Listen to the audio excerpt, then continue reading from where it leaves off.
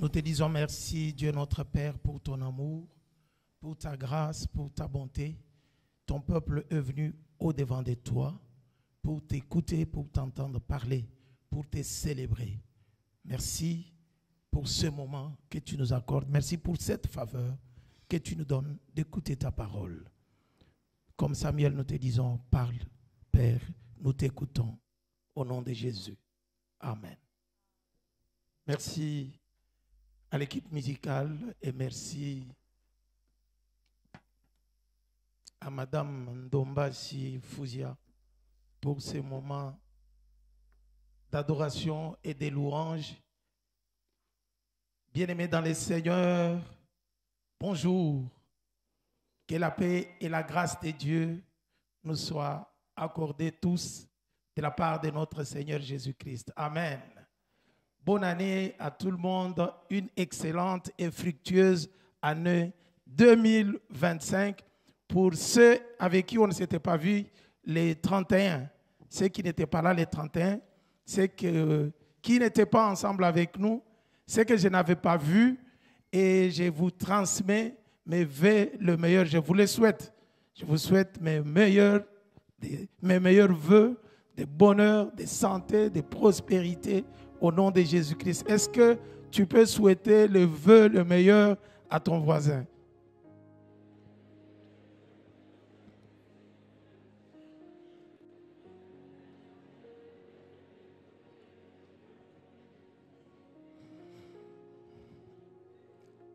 Rassure-les encore que Jésus-Christ est le bon berger pour nous. Et le savoir qu'il est au-devant de nous nous rassure déjà. Alléluia. C'est une ferme assurance que nous confessons. De savoir devant Jésus nous rassure. Alléluia. Il est le chemin qui va éclairer notre marche. Il est le chemin qui va nous conduire dans notre marche. Et il est la lumière qui va éclairer notre marche pour l'année 2025. C'est pourquoi je veux vous demander en ce premier dimanche de faire confiance au Seigneur Jésus-Christ. De prendre tout ce que nous avons comme fardeau. Oublier tout ce que nous avons connu comme difficulté, tout ce que nous avons connu comme souffrance l'année 2024. Déposer nos fardeaux aux pieds de Jésus-Christ en 2025. Puisqu'il a dit, venez à moi vous tous qui êtes chargés et fatigués, je vous donnerai. Si tu veux marcher en repos en 2025, dépose tes fardeaux auprès de Jésus. Fais-lui confiance et commence à suivre la marche qu'il va te donner. Amen. Bien-aimés, nous rendons gloire à Dieu pour son amour manifesté envers nous pour cette année 2025.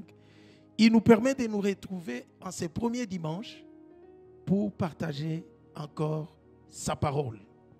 Si nous pouvons parler du début de l'année 2025, permettez-moi de vous dire qu'à l'église EAM, dans notre église, l'église évangélique au Maroc, notre année ecclésiale avait déjà commencé depuis le mois d'octobre. Si nous parlons du début de l'année 2025, mais pour nous, ce mois de janvier coïncide avec le deuxième trimestre de notre année ecclésiale. Puisque l'année ecclésiale à l'EAM s'adosse sur l'année universitaire, c'est-à-dire que notre année ecclésiale a commencé avec la rentrée universitaire qui a eu lieu au mois d'octobre. Et c'est pendant ces premiers dimanches du mois d'octobre que nous avons donné les thèmes qui devraient nous conduire dans la vision, selon notre vision, les thèmes qui devraient nous conduire pendant le premier trimestre. Donc, c'est-à-dire au mois d'octobre, au mois de novembre et au mois de décembre. Selon la vision que nous avons depuis l'année passée, que vous connaissez très bien, fortifie-toi, prends courage et possède ton héritage. Donc, je disais que ce mois de janvier coïncide avec notre deuxième trimestre ecclésial. Même si c'est le début de l'année, je le dis pour les visiteurs qui sont au milieu de nous, pour ceux qui viennent pour la première fois, notre année a commencé Ce n'est pas que nous avons changé les calendriers, mais nous considérons l'année ecclésiale avec l'arrivée la rentrée académique, puisque nous avons en majorité les universitaires et les universités au milieu de nous. C'est pourquoi, en ce deuxième trimestre, au mois de janvier, le début de l'année, qui est notre deuxième trimestre de l'année, puisque l'année va aller jusqu'au mois d'août, nous allons annoncer un nouveau thème pour le trimestre. Mais avant de l'annoncer, j'aimerais me rassurer. Excusez-moi, les enseignants dérangent toujours les gens. Ils posent toujours des questions pour vérifier si réellement ils ont compris ou ils n'ont pas compris. Qui peut me rappeler les thèmes qu'on avait donnés pour les trimestres passés? Je vous avais dit qu'à chaque fois que je passerai, je poserai toujours des petites questions pour vérifier si vous vous rappelez ou pas, ou vous avez oublié. Je vois même les hésitations. Alors que nous avons passé 3 mois en train de prêcher et de parler sur le même thème. Quel a été le thème? Obéir à Dieu pour posséder notre héritage. Ce thème vient de terminer avec le mois de décembre. Aujourd'hui, c'est le premier dimanche du mois de janvier. Nous allons commencer un autre thème pour le nouveau trimestre que nous allons commencer. Pour le nouveau trimestre, notre thème est intitulé « Ne jamais hypothéquer son héritage ». Ne jamais hypothéquer son héritage. Bien sûr, les autres disaient, mais on avait dit ne pas hypothéquer son héritage. Mais je préfère le formuler de cette façon, de cette manière. Ne jamais hypothéquer son héritage. Pour cela, bien-aimés, je vais me servir d'un texte dans l'Ancien Testament et de 2 textes dans le Nouveau Testament. Le premier texte, ou le texte de base que je vais utiliser, c'est 1 Roi, chapitre 21, à partir du premier verset jusqu'au verset 19. 1 Roi 21, 1 à 19. Et pour aller dans la Nouvelle Alliance, nous allons utiliser 2 textes, si le temps nous le permet. Éphésiens chapitre 1er, le verset 11 à 14. Romains chapitre 8, 15 à 17. Éphésiens 1, 11 à 14. Et Romains chapitre 8, verset 15 à 19.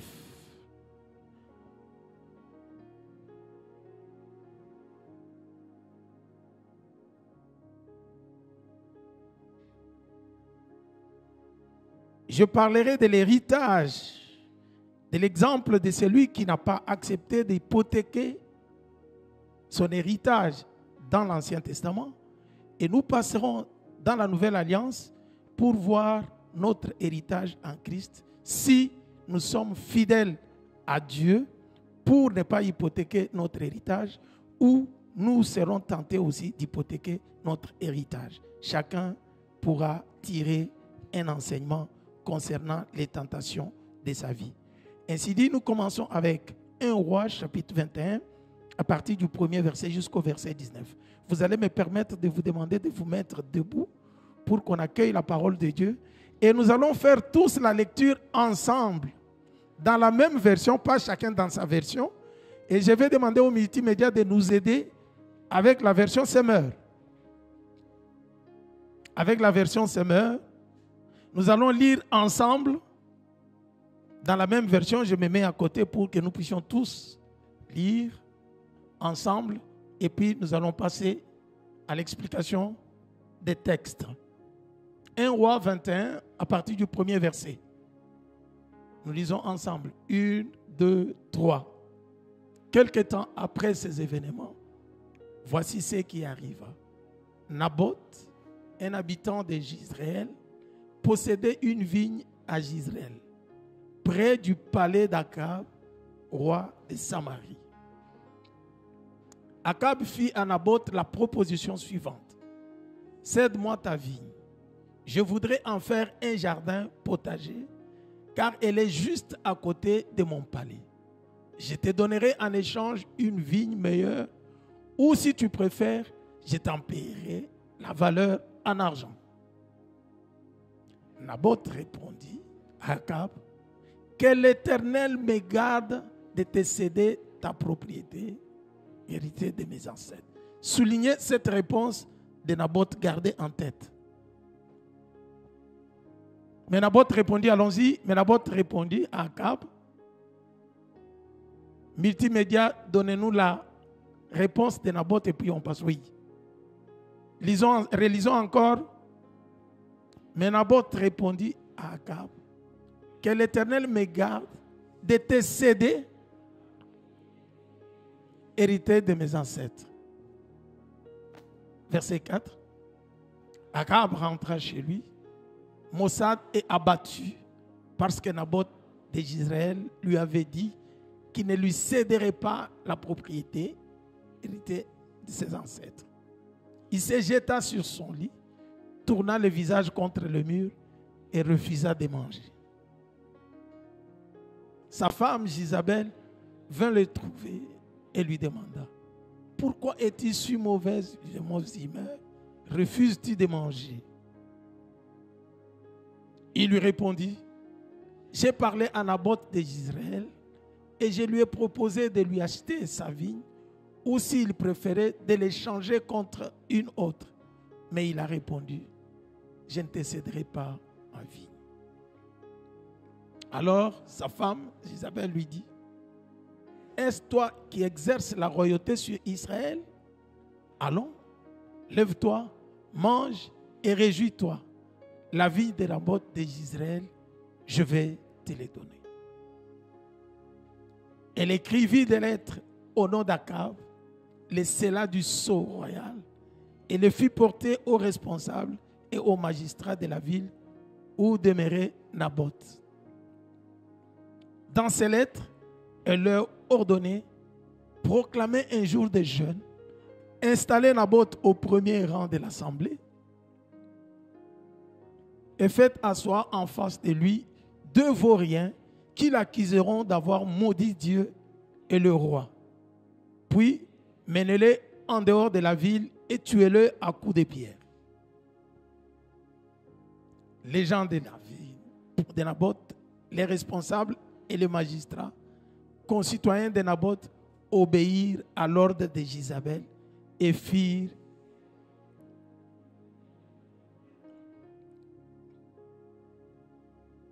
ils proclamèrent un jeûne et firent asseoir Naboth au premier rang de l'assemblée. Les 2 vauriens vinrent se placer en face de lui et se mirent à l'accuser devant tout le monde en disant, Naboth a maudit Dieu et le roi. Alors on le fit sortir de la ville et on le tua à coups de pierre. Puis les autorités de la ville envoyèrent dire à Jézabel, Naboth a été exécuté à coups de pierre. Il est mort. Lorsque Jézabel apprit que Naboth avait été lapidé et qu'il était mort, elle dit à Akab, lève-toi, va prendre possession de la vigne de Naboth de Jezreel, qui a refusé de te la vendre, car Naboth n'est plus en vie, il est mort. Lorsqu'il a entendu que Naboth était mort, Akab s'est mis en route pour se rendre à la vigne de Naboth Jezreel afin d'en prendre possession. Alors l'Éternel adressa la parole à Élie de suivre. Mets-toi en route, va trouver Akab, le roi d'Israël, qui vit à Samarie. En ce moment, il se trouve dans la vigne de Naboth, où il est allé pour en prendre possession. Tu lui parleras en ces termes. Voici ce que déclare l'Éternel. Quoi? Après avoir assassiné l'homme, tu prétends prendre possession de ses biens. Tu ajouteras, voici ce que déclare l'Éternel. à l'endroit même où les chiens ont léché le sang de Naboth, ils lécheront aussi les tiens. Amen. Nous pouvons reprendre place.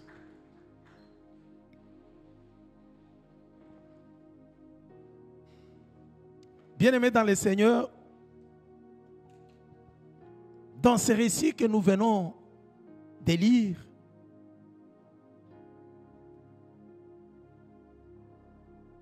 il s'agit d'un membre du peuple de Dieu qui est appelé Naboth, habitant de Jezreel, qui possédait une vigne près du palais royal. C'était à l'époque où le roi Akab était le roi en Israël. Ce roi avait le palais à Samarie, dans la capitale, et aussi dans la ville qu'on appelle Jezreel, qui était une ville où il allait passer l'été. Et à côté de son palais, un monsieur qui s'appelait Naboth avait une vigne. Et le roi viendra alors faire la proposition à ce monsieur Naboth. Il lui fera 2 propositions que nous avons lues, en lui demandant soit d'échanger sa vigne pour lui donner une autre vigne ailleurs, loin de son palais, pour que lui, le roi, puisse faire de la vigne de Naboth le potager, son jardin potager. Ou soit, Naboth pouvait alors accepter en échange les prix, fixer un prix que le roi pouvait payer. Ce qui est étonnant dans ces récits bien-aimés, c'est le refus catégorique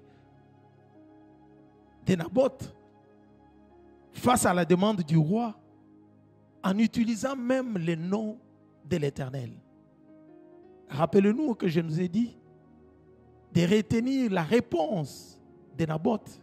Il disait que l'Éternel me garde de te céder la vigne de mes ancêtres. Il utilise l'Éternel et puis il parle de ses ancêtres. Comment pouvons-nous comprendre l'attitude de ces pauvres face au roi qui détient le pouvoir? En plus, sa plantation est plus proche du palais royal. Pourquoi refuse-t-il même l'échange sur un autre endroit?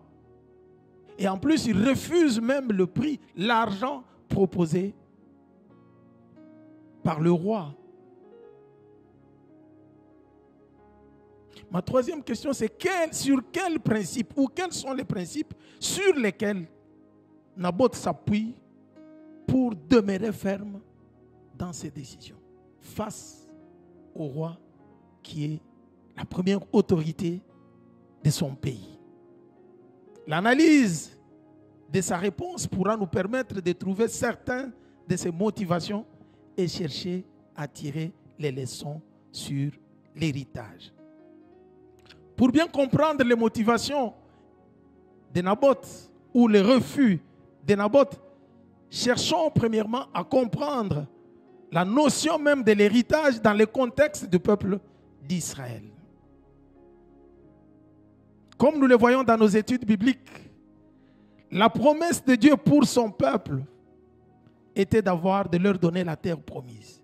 La promesse qui a été faite à Abraham par sa foi, que sa descendance possédera la terre. La terre était l'héritage que Dieu avait donné à son peuple Israël.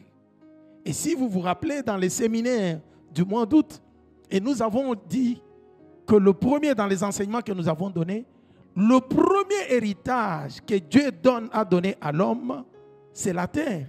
Puisqu'en créant l'homme, il lui a confié la responsabilité du jardin et c'était l'héritage. c'est quelque chose pour lequel l'homme n'a pas travaillé. Et c'est Dieu qui a fait le travail, qui a fait sortir un jardin. Et l'homme subitement se retrouve dans un très beau jardin. On lui donne juste la responsabilité. Il était le gérant des dieux. Et quand l'homme a désobéi, si vous vous rappelez encore très bien, Dieu l'a chassé du jardin. Il lui a privé la terre qu'il avait fait comme don. L'homme est allé, il a commencé à souffrir. Dans la malédiction d'Adam, si vous vous rappelez très bien, Dieu a maudit le sol. Il dit, le sol sera maudit à cause de toi. Il te produira des ronces et des épines. Tu en tireras la nourriture avec souffrance. C'est aussi fort à la sueur de ton front que tu pourras en tirer la nourriture. Si vous comprenez très bien, la terre qui était favorable à l'homme, se rebelle à l'homme, commence à lui produire les ronces et les épines. Donc la terre est le premier héritage que Dieu avait donné à l'homme. Et ces gens, avec la responsabilité que Dieu avait donnée à Adam et Ève, nous avons affaire à des cultivateurs ou les agriculteurs et les éleveurs. Si vous vous rappelez encore très bien de l'histoire d'Abel et Caïn, et c'est le travail qu'ils étaient en train de faire. Et quand Dieu a commencé la démarche de la réconciliation de l'homme avec lui par l'appel d'Abraham, quand Abraham obéit à l'appel de Dieu, il est justifié par sa foi. Dieu lui promet que sa descendance aura la terre promise. Et rappelez-vous que dans cette démarche, Dieu a appelé Moïse pour délivrer le peuple de l'esclavage d'Égypte. Et c'est après Moïse que Dieu viendra parler à Josué. Lève-toi, fortifie-toi, prends courage. C'est toi qui vas faire entrer ce peuple dans la terre promise. Donc, quand ils sont entrés dans les études que nous faisons actuellement, vous vous rappelez très bien que nous sommes effectivement sur les études où on fait la répartition. Josué est en train de faire la répartition des terres selon les tribus. Y a-t-il des gens qui sont dans les études bibliques des quartiers? Vous êtes là? Qui ne sont pas là? Qui ne sont pas là? Qui n'entrent pas dans le groupe d'études bibliques des quartiers? Donc, vous ratez les enseignements. Donc, nous sommes en train d'étudier les livres de Josué depuis l'année passée pour voir. Nous sommes arrivés au chapitre 12, 11-12, je pense, là où Josué est en train de faire la répartition. Le peuple est entré dans la terre promise. Ils sont en train de faire maintenant la répartition des terres promises. Si vous vous rappelez, Caleb avait réclamé qu'on lui donne la partie que Dieu lui avait promis, puisque c'était son héritage. Et les descendants de Caleb a occupé la montagne que Dieu lui avait promis depuis 25 ans qu'il espérait. Donc chaque tribu avait une répartition de la terre promise. Et cette terre était un héritage que Dieu avait donné à son peuple. Et voilà dans quel contexte Naboth s'est retrouvé. Il est descendant du peuple d'Israël et il avait chaque famille et chaque tribu avait une terre.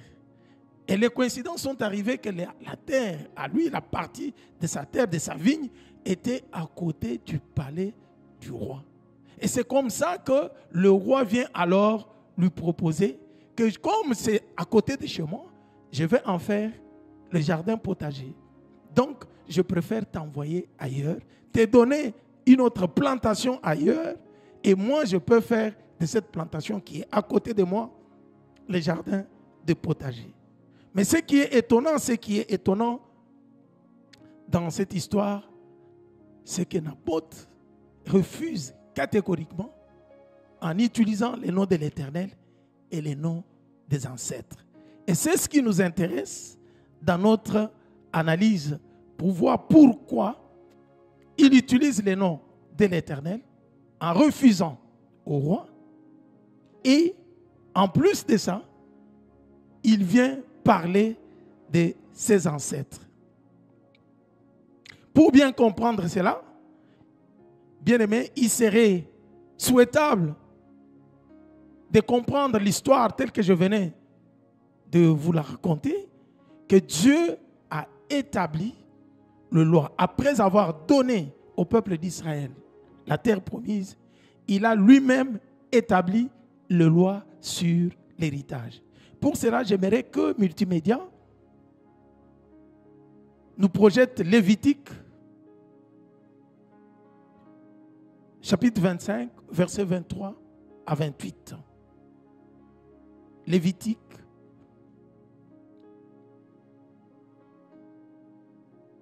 « 25, 23 à 28. » Vous êtes là?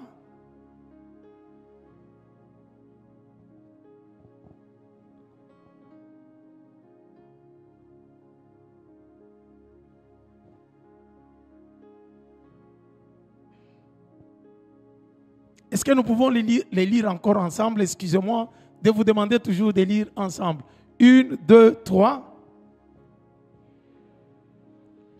Être vendu à titre définitif, car le pays m'appartient et vous êtes chez moi des étrangers et des immigrés. Hein?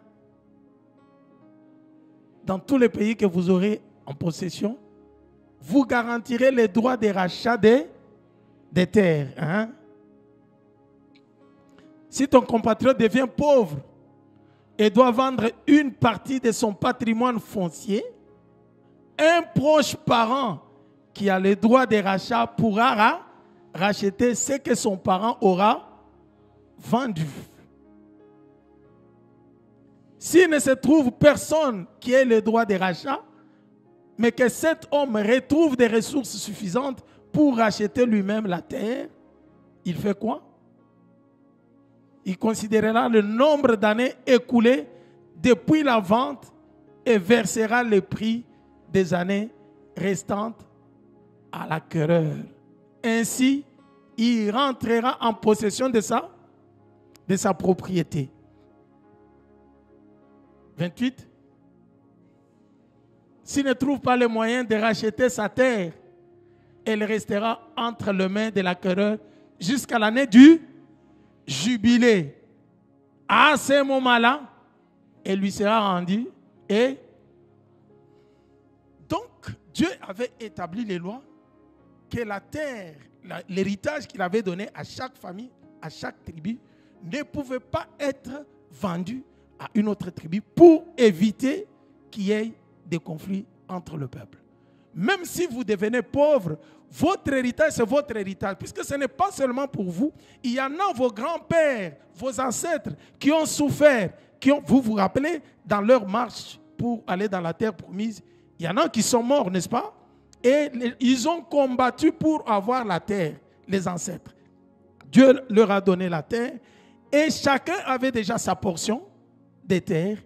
Et dans cette portion, personne n'avait le droit de vendre à l'autre, puisque ça devait passer de descendance à la descendance, d'une descendance à l'autre. Tout celui qui venait posséder la terre était un gérant, tout simplement, puisque c'est un bien. Vous comprenez que l'héritage, c'est un bien pour lequel vous n'avez pas souffert et que vous venez en jouir. Et pour être un gérant, et pendant le temps de votre vie, vous jouissez de ça, mais par après, vous êtes obligé de léguer aussi à la descendance qui viendra après vous. Donc, personne n'avait le droit de vendre la terre. Naboth, en tant que membre du peuple de Dieu, ses motivations étaient les motivations religieuses. Religieuses, pourquoi? Puisqu'il est parmi les gens qui connaissaient très bien les lois que Dieu avait établies pour la terre. Il ne pouvait pas accepter. Pour lui, c'était une tentation que le roi arrive, lui propose de l'argent, afin qu'il puisse vendre la terre de ses ancêtres. Même s'il n'avait pas de moyens par rapport au roi, il ne pouvait pas accepter de vendre cette terre, puisqu'il savait qu'en vendant la terre, il a non seulement bafoué les sacrifices de ses ancêtres, il n'a pas non seulement désobéi à Dieu, mais aussi il a accepté de sacrifier toute la génération future. Pensez-vous que Naboth ne pouvait pas être tenté par l'argent? Une somme d'argent proposée pour une plantation. Ne pouvait-il pas accepter? Mais à cause de sa foi, quand il a compris les principes de Dieu, la loi de Dieu, Naboth a décidé d'obéir à Dieu pour ne pas céder à la tentation qui lui était arrivée.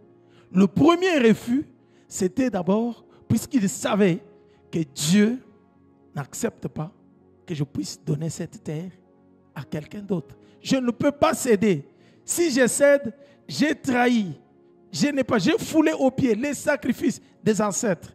Moi je suis leur héritier, mais je dois aussi léguer l'héritage à la descendance qui va venir.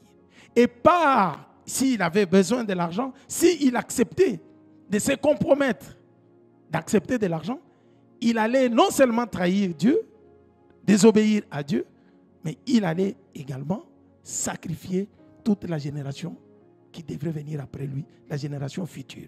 Donc Naboth avait la responsabilité et devant Dieu, et devant ses ancêtres, et devant le futur qu'il attendait, qui pouvait les juger en fonction de son comportement. Quelle tentation! Avec de grosses sommes d'argent, Naboth n'a pas accepté d'hypothéquer l'héritage. C'est pourquoi le thème de ce message, je l'ai intitulé « Ne jamais hypothéquer son héritage ». L'héritage, c'est quelque chose que nous avons reçu gratuitement, pour lequel les autres ont souffert, et que nous venons en bénéficier. Nous sommes des bénéficiaires d'une grâce qui nous est offerte. Et nous devons savoir les gérer et pour les transmettre aussi à d'autres sans nous compromettre. C'est là la notion de ne pas hypothéquer. On ne peut pas hypothéquer, on ne parle pas d'hypothéquer tout simplement quand toutes les conditions sont bonnes. Non, mais c'est quand on se retrouve dans des conditions très difficiles et qu'on est tenté maintenant d'aller à l'encontre de la volonté de Dieu. Naboth a refusé de céder cela. Il donne comme réponse que l'Éternel me garde de te donner l'héritage de mes ancêtres. Ça, c'est pour l'argent. Mais pour l'échange maintenant, on lui a dit, mais on pouvait même prendre, le roi lui avait donné des propositions. Soit il achète, soit il fait l'échange. Il lui donne une autre plantation meilleure ailleurs, mais que ça ne soit pas là-bas. Naboth refuse même l'échange. Même si vous voulez me donner quelque chose de meilleur, comme les gens achètent les parcelles, ils peuvent revendre pour aller acheter ailleurs, mieux ailleurs, construire aussi ailleurs. Mais comme il s'agit de l'héritage familial des ancêtres, et connaissant aussi la loi de Dieu, et qu'il fait partie des peuples de Dieu, Naboth refuse. Quelle a été la motivation dans mes analyses? Je trouve qu'après la répartition selon les tribus, si on prenait l'héritage, s'il acceptait que le roi lui donne ailleurs, il va créer des conflits entre le peuple. Parce que là où on va lui donner, il y a un peuple qui est propriétaire de la plantation. Alors qu'il n'avait pas le droit d'aller s'installer ailleurs que là où Dieu l'a établi. Et cela allait le mettre dans des problèmes sérieux. En somme, nous pouvons comprendre bien que le motif de refus de Naboth était purement religieux. Les motifs étaient purement religieux. Je peux le dire aujourd'hui que c'est à cause de sa foi que Naboth a refusé d'hypothéquer l'héritage qu'il avait reçu et de Dieu et de ses ancêtres. Nous pouvons affirmer que Naboth est un symbole des hommes fidèles à Dieu qui ne peuvent jamais hypothéquer leur héritage, même si cela lui a coûté la vie. Et dans cette histoire, nous avons compris qu'en avançant, le roi est rentré très triste. Il entre chez lui, il dort, il refuse de manger. Et Jézabel arrive, son épouse, lui pose la question. Quand il lui explique, il dit, ne t'inquiète pas. Toi, tu es influent, n'est-ce pas? Toi, le roi, reste tranquille.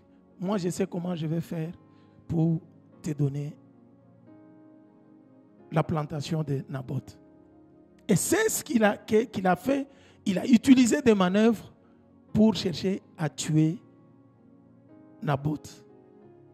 Et il l'a tué pour acquérir l'héritage d'une mauvaise manière.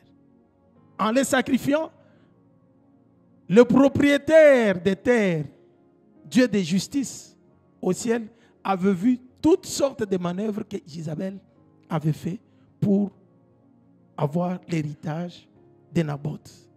Et c'est comme ça qu'il a utilisé le cachet du roi. Il a propagé, il a monté le mensonge pour qu'il y ait la calomnie sur Naboth et qu'il soit éliminé. Chose faite, pour lui, la mission est accomplie. Mais Dieu de justice au ciel avait vu que Naboth n'était pas fautif. Amen. Alléluia. Dieu avait vu que Naboth n'était pas fautif. Et c'est comme ça qu'il enverra le prophète Élie. Quand Naboth est décédé, on l'a lapidé dans le champ. Et Jézabel, qui était contente de ce qu'il avait monté comme coup, va dire à son mari d'aller prendre la possession de la plantation de Naboth, de la vigne de Naboth. Mais en s'approchant, Dieu de justice enverra alors le prophète Élie parler à Akab, le roi d'Israël, en lui disant: là où les chiens ont léché les sangs de Naboth dans le même champ, ton sang aussi sera léché là-bas. C'est Dieu qui proclame la vengeance, puisque il avait vu qu'un homme juste qui tenait à son héritage, qui avait refusé d'hypothéquer son héritage, a été tué par Jézabel, qui avait détourné le peuple d'Israël de la voie de Dieu à cause de son influence, à cause de sa mauvaise foi, puisqu'il cherchait à tout prix à acquérir, à utiliser l'influence en tant que reine pour acquérir le bien qui ne lui appartenait pas. Et Dieu a déclaré qu'il mourra de la même façon. Naboth est pour nous un modèle des hommes fidèles à Dieu qui refusent d'hypothéquer leur héritage.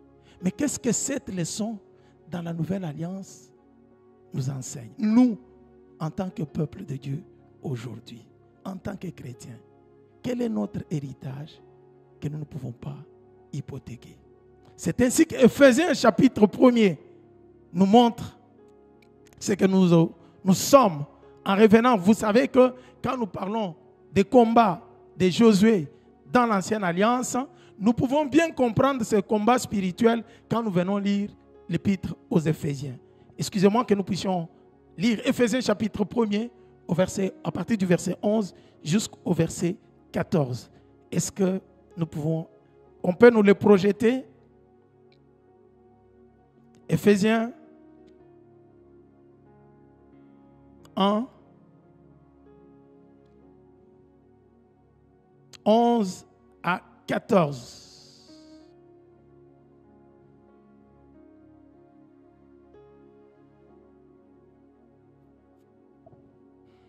Et c'est aussi en Christ que nous avons été choisis pour lui appartenir conformément à ce qui avait été fixé. Et ce qui avait fixé, c'est lui qui met en œuvre toutes choses, selon l'intention qui inspire sa décision. Ainsi, nous avons été destinés d'avance à célébrer sa gloire. Nous qui, le tout premier, avons placé notre espérance dans le Messie. Ça, c'est l'apôtre Paul qui parle. Verset 13. Et en Christ, vous aussi, vous avez entendu le message de vérité, cet évangile qui vous apportait le salut. Oui, c'est aussi en Christ. C'est aussi en Christ que vous, qui avez cru, avez obtenu de Dieu l'Esprit Saint qu'il avait promis et par lequel il vous a marqué de son sceau pour lui appartenir. C'est cet esprit qui constitue la compte de notre héritage en attendant la délivrance du peuple que Dieu s'est acquis. Ainsi, tout aboutit à célébrer sa gloire. Amen. L'apôtre Paul nous montre ici que quand nous avons accepté Jésus-Christ, nous venons dans la nouvelle alliance, quand nous avons accepté Jésus-Christ, la première des choses que nous avons reçues, Dieu nous a accordé le salut. Est-ce que nous savons que pour notre salut, il y a quelqu'un qui a souffert pour que nous puissions obtenir le salut? C'est Jésus-Christ. Et dès que nous avons la foi en Jésus-Christ, premièrement, nous devenons héritiers, co-héritiers avec Christ. Nous devenons enfants de Dieu. La première des choses, Dieu nous sauve. Nous sommes protégés de la colère de Dieu. Nous échappons à la colère de Dieu. Donc ton salut, bien-aimé, n'est pas un sujet de négociation avec quelqu'un d'autre. Tu ne peux pas hypothéquer ton salut pour n'importe quoi que ce soit. Quel que soit devant les tentations, il faut toujours savoir que Christ est mort à la croix pour m'offrir ce salut. Il ne faut pas fouler aux pieds le sang de Jésus-Christ pour quitter la voie de Dieu, pour bafouer tout ce qu'il a connu comme souffrance pour te sauver. Alléluia. Et puis, deuxièmement, dans le salut, dans l'autre héritage que je peux citer ici, on nous parle de quoi? On nous dit que nous avons reçu l'Esprit de Dieu. Bien-aimé, il y a des gens, je suis toujours dérangé quand il y a certaines personnes qui ont accepté Jésus-Christ comme Seigneur et Sauveur, me posent la question, est-ce que moi aussi j'ai le Saint-Esprit? La Bible nous dit que le Saint-Esprit est la garantie que Dieu nous a donnée pour montrer que nous lui appartenons. C'est une garantie déjà donnée. C'est que nous appartenons à Dieu. Nous sommes maintenant enfants de Dieu. C'est pourquoi l'Esprit de Dieu vient habiter en nous. Tu n'as pas de questions à te poser, même si tu ne parles pas en langue, tu n'as pas de questions à te poser si tu as le Saint-Esprit ou pas. C'est un héritage. Tu n'as pas à négocier ça. Alléluia. Et il ne faut pas, en ayant le Saint-Esprit, chercher maintenant à l'hypothéquer. Comment nous pouvons hypothéquer le Saint-Esprit? La Bible nous dit, n'attristez pas le Saint-Esprit que vous avez reçu de Dieu. Le Saint-Esprit est là pour nous conduire. Le Saint-Esprit est là pour nous diriger. Le Saint-Esprit est là pour nous amener à accomplir ce que la chair ne pouvait pas accomplir. Dans notre incapacité humaine, ce que nous ne pouvons pas accomplir. Comment nous marchons avec le Saint-Esprit? Et quand nous lisons Romains, il nous dit que nous sommes des co-héritiers. Romains 8, et ce que j'ai pu montrer, Romains 8, 17, il nous dit qu'en Christ, nous sommes maintenant des co-héritiers avec Dieu. Quand nous lisons le premier verset du chapitre 8 de Romains, il commence par une affirmation très forte. Il n'y a plus de condamnation pour ceux qui sont en Jésus-Christ. C'est-à-dire quand tu es en Jésus-Christ, tout ce qu'on te demande, même si tu es tombé dans le péché, c'est de te repentir et reprendre la marche avec le Seigneur. Que le diable ne vienne pas te dire, tu sais, puisque tu as commis tel péché, toi tu es destiné à mourir, tu n'auras pas le pardon des péchés. Non, Jésus-Christ pardonne tout péché. 1 Jean chapitre 9 nous dit, si nous confessons nos péchés, et 1 Jean chapitre 1 verset 9, il nous dit, si nous confessons nos péchés, il est fidèle et juste pour nous les... Pourquoi tu vas rester dans la culpabilité? C'est une façon d'hypothéquer l'héritage. Il y a des gens qui ne savent pas utiliser les privilèges que Dieu leur a donnés. Il y a des choses pour lesquelles tu ne peux pas négocier avec le diable. Même s'il vient t'inspirer, on vient te dire, c'est le combat que nous avons à mener chaque fois spirituellement.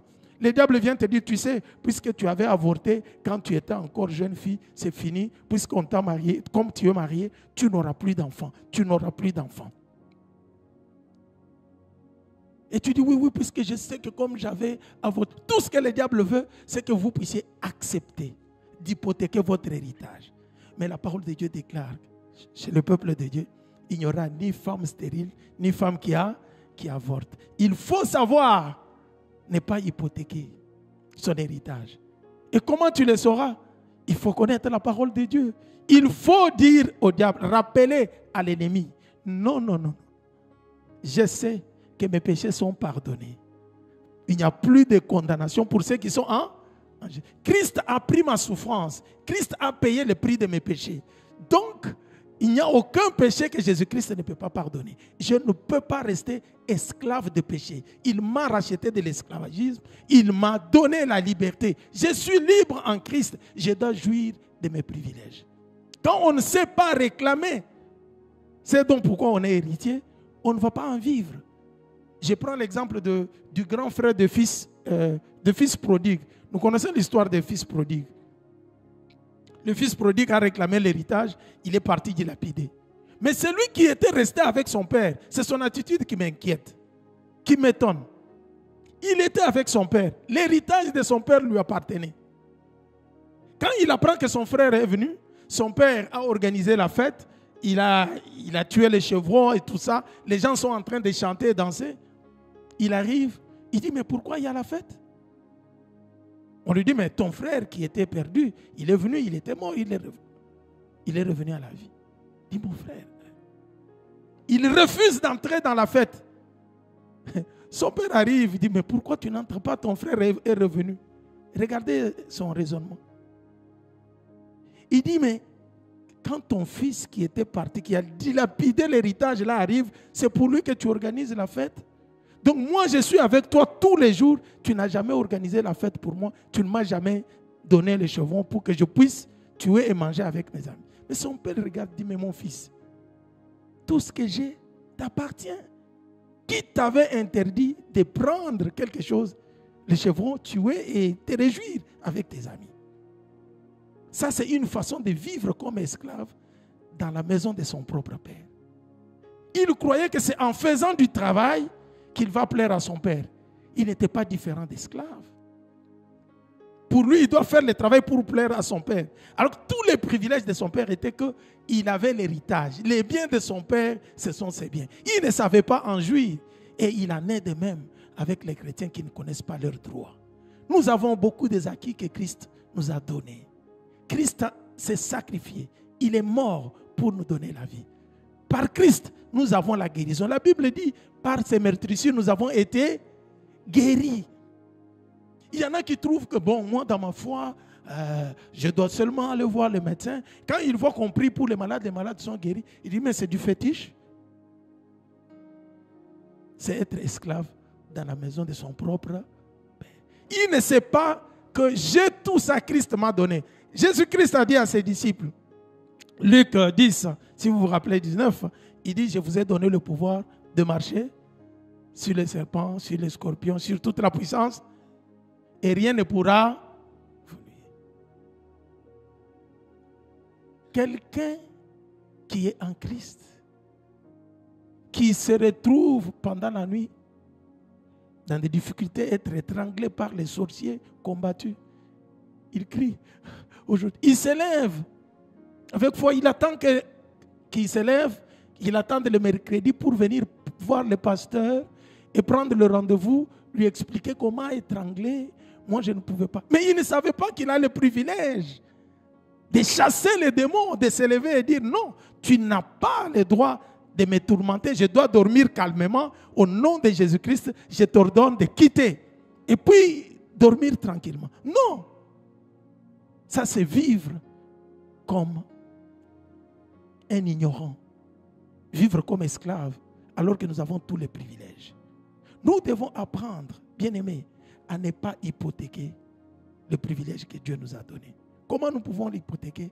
C'est en désobéissant à Dieu. Si Naboth avait désobéi à Dieu, il allait hypothéquer l'héritage. Mais face à des tentations, face à la corruption, nous, en tant qu'enfants de Dieu, quelle est notre attitude? Face aux faux et usages de faux, en tant qu'enfants de Dieu, nous avons l'héritage en Christ. Tout nous appartient en Christ. Mais quel est notre héritage? Quelle est notre attitude face à l'argent, face à la corruption, face à l'impudicité? Je préférerais trahir Dieu. Je préférerais trahir Dieu, trahir mon corps pour avoir l'argent, pour avoir quelque chose qui est éphémère, que Dieu ne peut pas me donner. Naboth est un modèle pour nous. Il a accepté même de mourir. On a monté tous les coups, mais il n'a pas accepté d'hypothéquer l'héritage. Nous avons les biens pour lesquels Christ a souffert. Il nous l'a donné. Ta guérison, tu n'as pas à négocier avec les diables. Alléluia. Les problèmes qui te tourmentent, regarde, Christ est mort à la croix pour moi. Dois-je accepter d'hypothéquer ça face au péché, face aux menaces du diable, est-ce que je dois me compromettre pour céder à l'ennemi ou je dois rester fidèle à la parole de Dieu? Il faut accepter, ne pas accepter de marcher avec le Seigneur et ne jamais hypothéquer son héritage. Et je sais que dans nos pays, plusieurs pays, pour des portions de terre aujourd'hui, il y a des guerres, ils se battent, n'est-ce pas? Et ils ont pris même, il y en a qui déclarent la patrie ou la mort. Pourquoi? Parce qu'il dit, c'est la terre que nos ancêtres nous ont laissée. Ils comprennent l'importance de l'héritage. Mais nous n'avons pas à nous battre seulement pour la terre, mais nous devons nous battre pour la vie éternelle. Face aux tentations de ce monde. L'héritage, la vie éternelle, c'est l'héritage que nous avons reçu de Dieu. Allais-tu accepter de compromettre la vie éternelle pour satisfaire aux besoins éphémères de ce monde? Que chacun se pose la question. Pour toute cette année, dans notre marche, face à des difficultés, face à des tentations, posons-nous la question. Que puis-je faire pour le moment? Hypothéquer la vie éternelle? Hypothéquer l'héritage que Christ m'a donné? Ou je dois rester fidèle comme Naboth? Face à un roi puissant et fort, Naboth a refusé pour des motifs religieux. Je te demande, mon frère, ma soeur, pour ta foi, n'accepte jamais de négocier avec Satan. Par la foi, tu auras la vie éternelle. Même si tout le monde, tu entres dans une société où tout le monde se compromet, n'accepte pas de te compromettre. Faites l'exception par ta foi. Alléluia. Que le monde sache marquer la différence entre ceux qui appartiennent à Dieu et ceux qui n'appartiennent pas à Dieu. Par ton comportement, Dieu sera glorifié. Par ton comportement, on peut insulter le nom de Dieu. Ne jamais hypothéquer son héritage. Que Dieu bénisse sa parole.